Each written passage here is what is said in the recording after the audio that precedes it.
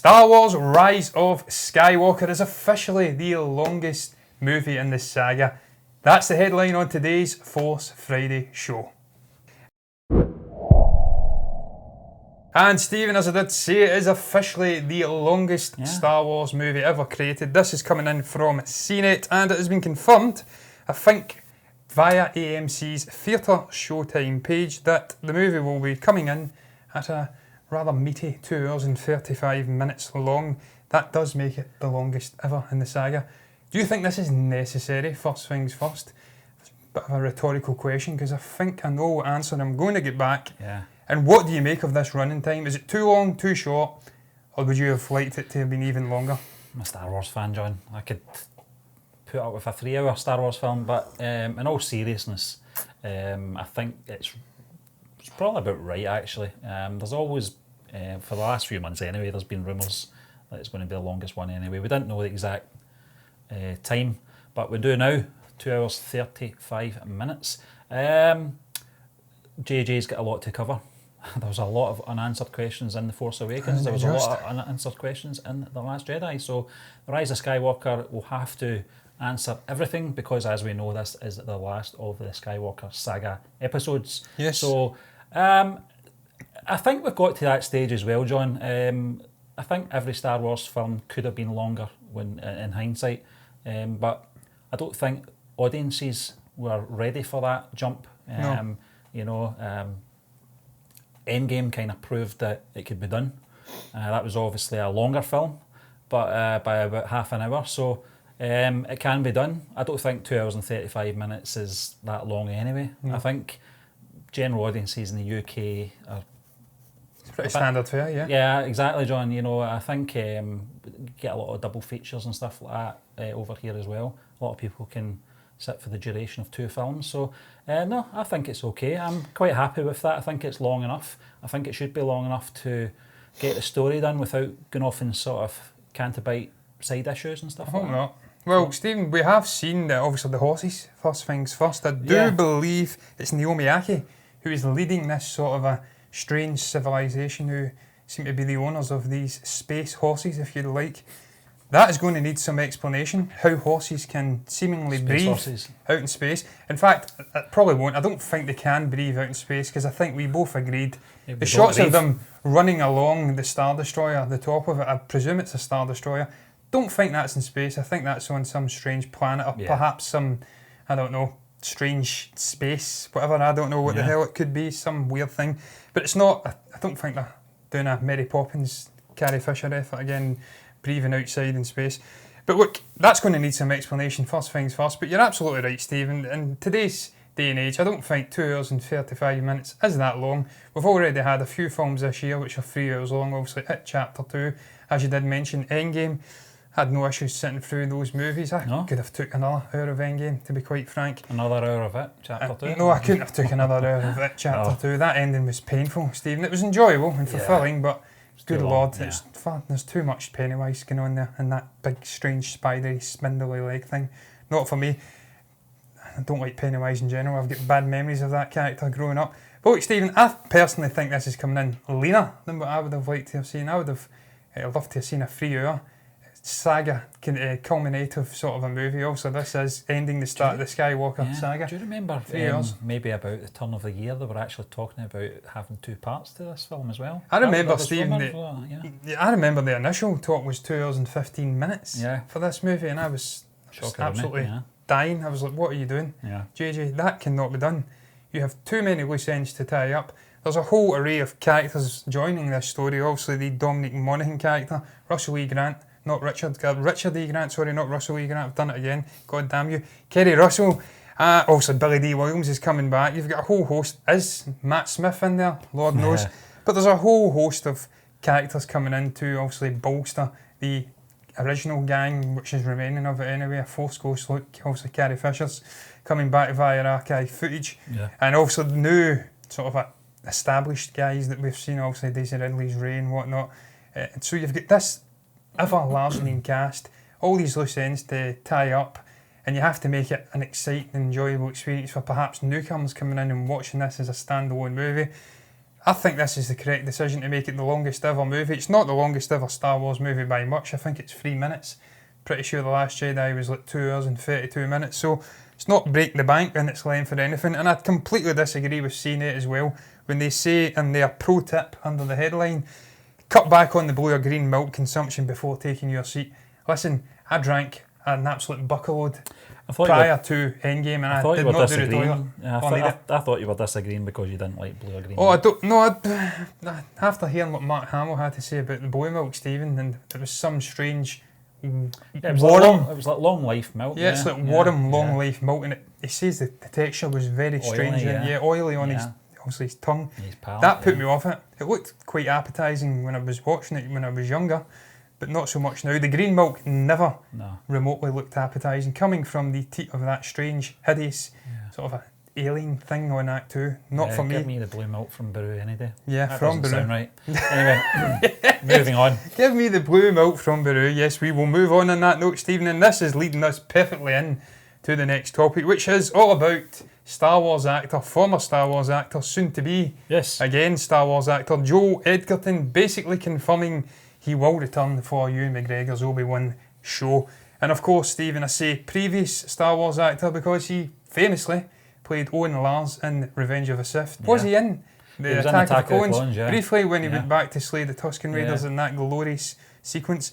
He says on a podcast, I do believe, I can't actually see, it's the Happy, Sad and Confused podcast. He was talking to Josh Horowitz, whose name rings a bell. I don't know why. But he basically says, Stephen, I'll quote it, it's a very short one, there is a very real possibility, in brackets, I will be appearing. Never understand that when they do that brackets thing, incidentally. It's like, are they missing this out? Are we guessing this is what you meant to say? And then he goes on to say, there's potentially an assassin on a rooftop just outside the window if I say the wrong thing. I'd love to say all sorts of things. I'm just not going to. Now, for a very accomplished actor, he's not doing a good job of hiding the truth there, Stephen. He's coming back, and I'm delighted. If it wasn't, he would just say, I'm not coming back. Like Matt Smith, saying, who's lying, but he's a good actor. It means he's signed something. So, yeah, I think it's great, John. Funnily enough, Joel Edgerton wasn't as famous as he is now. No. He did play the role. Attack of the Clones was his first appearance, and it kind of cemented my feelings towards that character. How, he just... How deeply unlikable he is. Yeah, I mean, he wasn't bothered that his stepmother was taken by sand people. Left it to his decrepit father to deal with, who I think... He was on a wheelchair, He had a leg missing and stuff like that. So, wheelchair. And I think he was just too busy polishing metal things and stuff like that, working in the garage. He just wasn't that interested. So it's good to see that he is coming back to play a role. We hope he's coming back to play a role. Looks like he is. Yeah. Maybe the actor can redeem the character a bit as well. I think it will be a more meatier role, which is quite ironic when you think about it. You wouldn't think that a character in a television series could be more meatier than what's portrayed in a film. But to be fair, the character was more bit part. He wasn't a prominent character in the prequels. He was just there as sort of set dressing to fit into what was to come in episode 4. So it's good to see that there's this opportunity to see the relationship between Owen Lars and Obi-Wan Kenobi, and also his feelings towards Anakin Skywalker as well. We didn't really get a lot of it in episode 4. It was all sort of stares and awkwardness towards talking about it to Luke. It was because they obviously at that point George Lucas hadn't mapped out exactly what he wanted to do. I think at that point there was rumours that Obi-Wan was brother of Anakin Skywalker. There was rumours that Anakin Skywalker and Darth Vader were two separate people. So I think they handled it well. Point of view, I mean, Alec Guinness wasn't lying. No, he wasn't, John. But initially, obviously, it tied in well with what was to come in episode 5 and 6. So it's going to be interesting, as I said. Just going back to the relationship between these two characters, Obi-Wan Kenobi and Owen Lars, and see how things, how they ended up being the way they were by episode 4. Yeah, Stephen, look, I just think it's great news in general getting this guy back. He really has become a very accomplished actor in the ensuing years. You look at some of the movies he's been in. First one that springs to mind for me is Warrior alongside Tom Hardy. He is absolutely magnificent in that movie. Just magnificent. And then there's been a few other ones like The Gift, Black Mass. I think that was with Johnny Depp. just so many great movies. He was in Red Sparrow as well, I do recall that. And also Bright, which I've still not seen. We were speaking about that. That's been green lighted. I think he played the alien perhaps in that. Might be wrong. But he's a very... I think you're right. Yeah, I think he did. Is there an alien in it? Am I tripping out my nut? No, definitely is an alien. Yeah. But yeah, it's just great to see him coming back, Stephen. Personally, because I'm a big fan of the actor, and I think he will just make that cast even better and even stronger. Yeah. With the obvious inclusion of Ewan McGregor in there as the great Obi-Wan Kenobi. The one thing that springs to my mind is, will we see the original Beru actor or actress come back? It was played by, I can't even get her name now, I've lost it. That's how much of a non-entity she's became. Bonnie Peace. Yeah, I remember her face, but I wouldn't know her name, John. I don't think they'll be bringing her back. I think she'll be recast. She's not had as stellar a career. Maybe I'm being a little bit too presumptuous. I've not actually looked at her back catalogue. I don't know if she's still acting or not. She might not, no. But Stephen, you're right, from a character perspective, it's very interesting to see him coming back. Will we perhaps have him fleshed out, his motivations fleshed out? Will we see more of what makes this guy tick? And will it maybe change our perceptions of him when we see him in the likes of A New Hope? Well, I hope irrevocably. So, what maybe shows that he actually cared for Luke more than he lets on, that there is more than cynical motivations for it. Yeah, exactly. Getting him out there to slave on the moisture. I would picture, the character at that stage, when looking after a young Luke would be more overprotective. Wouldn't want him out of sights. We want to see a caring side to him, and it might explain the reason. You might even get an episode, where we do see a young Luke. Maybe some people wouldn't like that, but maybe he's went out his boundaries, and Uncle Owen's had to rein him in, and it's gave him a fright, and that's the way he is, Exactly, or, the Tusken, the Tusken Raiders could have tried to kidnap or something. I don't know, but I want to see that development. I want to see the sort of history behind this character, because he's got his reasons for the way he is in Episode 4. So let's see them. Yeah, Stephen, and he was viewed as just this annoying character who was getting in the way of he was a slave driver who was getting in the way of the heroic Luke figure busting off into obviously do his legacy and what he had to do with pulling up the Death Star and redeeming Anakin Skywalker. So it will be nice to see potentially them redeeming this character. Stephen, that says to you though, the fact that the original actor, obviously Edgerton, is coming back, it does open the door up for perhaps the likes of Jimmy Smits coming back as a Bail Organa.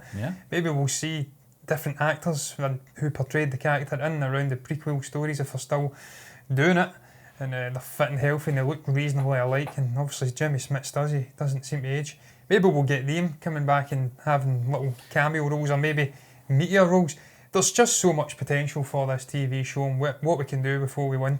It doesn't have to be landlocked into Tatooine. It can be going off and doing different things, maybe doing recon missions or just doing little sneaky things with Jimmy Smits' character, obviously Bail Organa.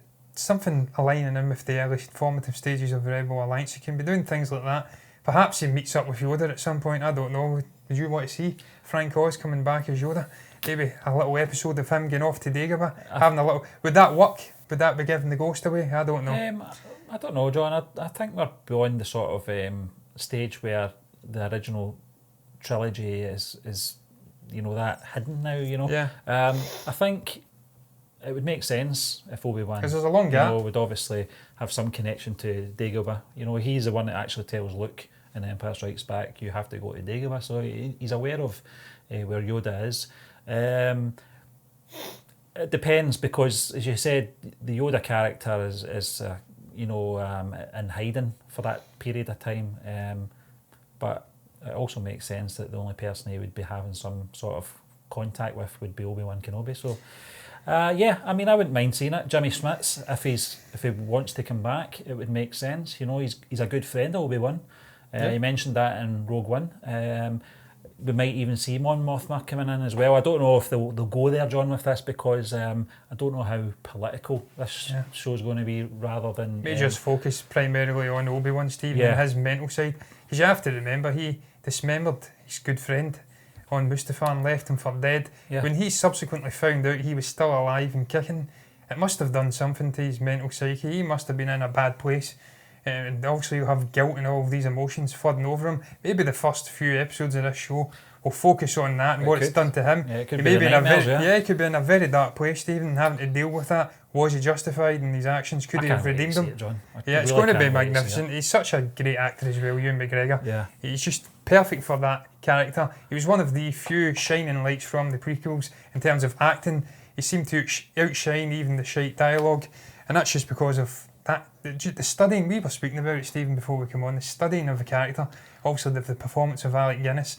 Little things like the tics of him rubbing his beard and whatnot. He really got the character. He sat as well with that kind of posture about him, where he kind of quite relaxed, the way that Alec Guinness did. So I think he was studying Alec Guinness more in the earlier episodes, episode 1 and 2. He was performing the way Alec Guinness performed in other films, his mannerisms. But at the time he got to episode 3, he was using the Obi-Wan Kenobi from episode 4, 5 and 6. Yeah, Stephen, look, the final thing I'd add, much just adding on to what you spoke about and what I spoke about, I just hope it does delve in, with Edgerton coming back, to that relationship. We know it also deteriorated over the years because he's saying it's a crazy old hermit, he's denying knowledge of him. There's also been bickering at some point. Maybe they started off on good terms, then it just went downhill. And maybe that will be used to put. And he's obviously getting knowledge of Darth Vader as well, and his part to play in. Well, he gives Beru a look. He does get as if. And I think that's it, what does he know? That at some point we will see Vader in this show. I think there'll be a titanic battle between him and Obi-Wan, because I've got a funny feeling that Obi-Wan probably at some point wanted to take Luke away earlier in his life, maybe when he was 15 or 16, thought he might have been ready for his training, and Uncle Owen wasn't having it. So it'd be interesting, Stephen, to perhaps see a young Leia as well. Maybe going to Alderaan, it's such an alluring location. Could we perhaps see him going with Organa to Alderaan for brief little things? I don't know. That's the other thing I'll add as well. I don't want to see this being a one and done show or series. I want to see multiple series of this, or seasons, if you like, of this show. I think it will depend on obviously its reception as well, John. Yeah, I think it will do very well, Stephen. It's something the fans have been after for a long, long time. But look, we're moving from one TV show to another, Disney Plus Star Wars TV show, and it's all about The Mandalorian, of course. Set to come out next month for some of the world. For us, we still don't know when we're getting it. No. But we do know this. So don't moan about what we're about to say. Yeah, because at least you are getting it. One thing we do know though, Stephen, you're right.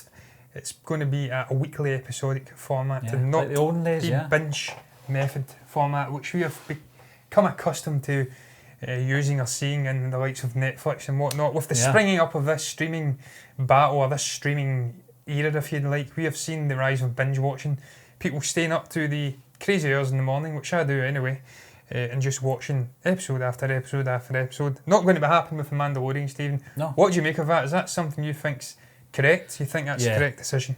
Because we're not getting it, it's absolutely correct. Make them wait. Yeah. No, in all seriousness, John. 2 weeks between every episode. This is the way it used to be. We're talking before we came on air, when we used to watch 25 episodes a season for the X-Files, you know. Yeah. We're I binge watched that, when it was a standalone ones back in 1993, you could accept, you could go, I'll wait another week for the next episode. But when you got the ones with the consortium, you know, the conspiracy ones, which would always spread over maybe 2, 3, 4 episodes, that was like a month. You had to wait to see that sort of conclusion of that arc, you know.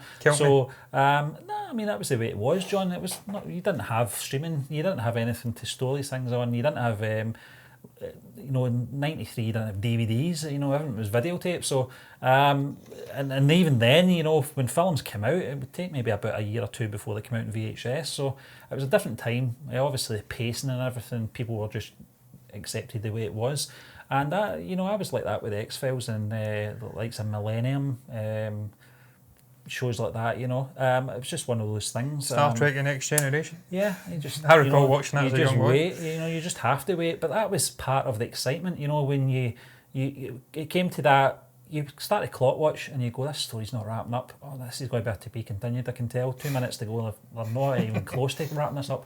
And you prepare yourself for it, and you go, right, okay, I'll just have to wait till next week. And then all that week you'd be thinking about it. Oh, I wonder how this is going to play out. You know, it's all part of, you know, the experience. You know, I think nowadays that's lost. Don't get me wrong, it's more convenient. I mean, you can, as you said, you can go on Netflix now and you can watch the whole 10 seasons of Friends if you want. You know, in a weekend, if you want. That is I need to do that with a lot of Cheeto eating sessions and that, John. There's a lot of Cheeto-eating basement dwellers out there who have the time to do that, Stephen. Yeah, Sadly, I've not got the time to do that. I wish I did, because I really have to catch up with Big Bang Theory. Well, I was going to say that, John. 12 seasons of that are on Netflix as well. You can watch them back to back. But I like the experience of just waiting, But that was a different time, we've moved on from that. So it's going to be interesting. I think the reason for this as well, John, is that Disney will probably want to do something that Netflix does a bit as well. They want to brag about their ratings and stuff like that, their viewings, and they'll be able to sort of log that per week, because people that watch that episode, say it's a Sunday night it comes out, I don't know when it's actually going to be airing. They gave us the date, Stephen. I shall tell you just was now. A Sunday night, that's why I'm saying that. The 12th of November it airs, so obviously the day it goes live, then it's the 15th, the 22nd, the 29th, the 6th of December, 13th, 18th, and then the season finale is on the 27th of December. So you can work that out, and so I'll tell you what day it comes out. Tuesday. A Tuesday, right. So it comes out on the Tuesday night, right, and you watch it. Disney know that people are not going to just watch that once. They're going to watch that episode probably about 5 or 6 times that week. Yeah. Rather than, if it was all there, they would watch it once and just move on. Yep. So they know that they're going to get people watching it, and they're going to watch, obviously, it repeats as well. Yeah, Stephen, you're absolutely right in everything you says. It's a generational thing. Yeah. Obviously from the 1990s and even further back than that to what we're perhaps more used to now and what the current generations are used to just now, binge watching things. Everything was different back then. It was a lot slower. I was actually reading something about a time before PCs were widespread, and how you could, if you were in university or whatnot or college, you have to go to a library to study things and go through books, and it was just a slower existence. It was microfiche, do you remember one of those machines, the microfiche machines? I don't recall that, no. It's the ones with the newspapers that I do recall it. You can rattle through. Yeah, but it was just a slower existence, Stephen, and everything was fitted into that existence. Everybody knew it had to be slow, whereas now it's more instant gratification. You need everything now, because everything is instantaneous. Now you have your iPads, your phones, you can go on and book everything in like 10, you could book a holiday, book up all sorts of things and do 10 different things in the space of 5 minutes. A lot of people don't give it full focus either. Yeah. They're doing other things, as you said, John. Yeah. Whereas you're only getting one episode a week, so you've got all week to really digest this. I'm still waiting for the next episode of Quantum Leap, and I've been waiting since 1993. That got cancelled at a terrible time where I don't know if Sam ever returned home, so deal with it. Read a book. Surely they've done a book. Give a hoot, read a book. Yeah. Have they released a book to obviously deal with that travesty? There's always been talk about a film being released, but I think the time's gone now. Yeah, it's gone now. It was much like Luke and Leia and obviously Han Solo's time in their prime. We lost that in the 90s, sadly. It will never come back. But look, Stephen, you're also right about what he says about the reasoning behind this. I think it's very clear that Disney are doing this for 2 reasons, actually. They're doing it so that it stays relevant for longer. Yep. Because, as I did say, this instant binge watch culture, you go in, you blitz through it after like 2 days, then you can just unsubscribe from Disney Plus and go off and do something else. This maintains interest in the streaming service for a longer period, 2-3 months minimum, and then people maybe have something else to get their teeth into by then. I don't know when the Marvel shows are dropping. Certainly there must be some ways into production. I think it's Captain America and the Falcon and the Winter Soldier that's coming out first. Maybe that will be getting ready to drop not long after. I just can't the wait till we get it, John. I can't wait to actually put on a streaming service where it's going to host every Star Wars film. Yeah. And I can just get in and watch them. At the now, you'll get them maybe interspersed on one on Netflix, which is odd. Why have one? It's always one in the middle. Or you'll get one perhaps maybe on, I don't know, Amazon or whatever. They're not, in the one area, rather than, apart from maybe iTunes where you can purchase them, it's not the same experience. So getting in and streaming them. I've still got the Blu-ray box set, Stephen, so I go in and blitz it whenever I want. But you're right, it's going to be great to see it all getting housed in the one place. Marvel, Disney, Star Wars stuff, everything, all the Disney classics. Yeah. I was actually reading something else, Stephen. They're starting to archive all the different Fox classic movies as well. Brilliant. They're putting them in the vault, so you can't go and watch them in a theatre now. All that for $9.99 a month. Yeah, all that for $9.99. Well, can't argue with that. Hopefully it'll be less than that, Stephen, because they're trying to compete. I think it will, John, but I think it'll be in between. Yeah. I don't mind paying that though. £7, I don't mind paying that for all that content. Yeah, look, Stephen, you're absolutely right. I'll pay anything for it, to be honest with you, to get more Star Wars. I've said it before, I'm a Disney sycophant. But final thing I'll add, it's all about building hype, Stephen, as you did say, and you're right. They can brag about the fantastic perhaps viewing figures and whatnot, how much money they're raking in for this one TV show alone. Yeah. They love to gloat, Disney, you know. I think they've grossed about $7 billion already this year from the theatrical releases. And just again, it's going to be make or break this really for Star Wars. Well, it won't be, I'm talking absolute crap, but this could potentially make a break. I think the fact they've green-lighted or green-lit a second season perhaps suggests they have supreme confidence in this. But it'll perhaps make or break this long-form storytelling for Star Wars in the TV medium, if you like. But it's going to be very interesting, Stephen. It's going to be a very interesting time, seeing how tonally these episodes all differ with the different directors, Bryce Dallas Howard and whatnot. I think one of the directors of the episodes actually coming in to oversee the whole Obi-Wan series as well, I'm pretty sure. I think it is. I think it's a lady, John. But, I think as well, this is something we've been waiting since 2005. After Revenge of the Sith, we thought that was it. Then there was that announcement, I think maybe 2006, 2007, George Lucas was thinking about doing some kind of underworld, gangster sort of, mafia type, live action, television series, which didn't obviously happen.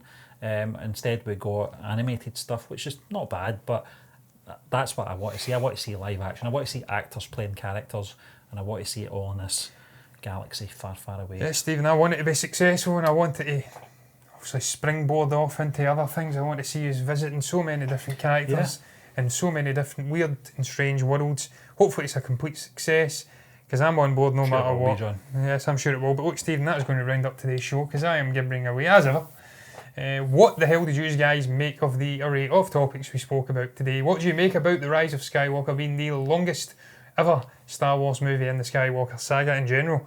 What do you make about Joel Edgerton coming back to star his own Lars in the new Obi-Wan series? And what do you make about the episodic release format for The Mandalorian? If you have anything to say about any of these things, comment below in the comment section and let us know what your thoughts are. Like the video if you've enjoyed it, subscribe to the channel if you're enjoying the content, and me and Stephen will be back on Monday with another episode of MBE Movie News.